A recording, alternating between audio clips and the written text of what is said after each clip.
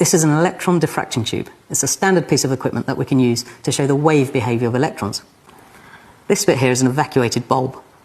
At this end, we've got an electron gun, a heated filament which releases electrons, which are attracted to the anode here, where they pass through a small hole and create a narrow beam, which travels across the tube and strikes the fluorescent screen here.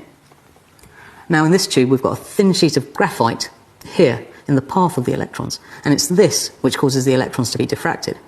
And in order to use this, we need an extra high tension, or EHT, voltage supply. This is the power supply I use.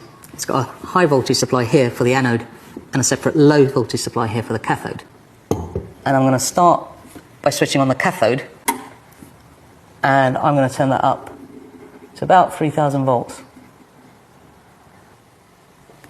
Now what I hope you can see is a green dot surrounded by fainter concentric green circles, and that's a diffraction pattern that's produced as the electrons fly through the graphite. Now you can increase the energy of the electrons by increasing the voltage.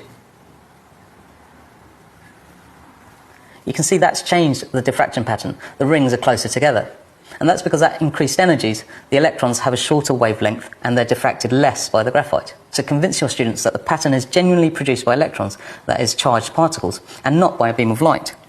And to do that you use a magnet, and if you bring that close to the beam you can see that it deflects the image on the screen, and that certainly wouldn't be happening if it was being produced by a beam of light.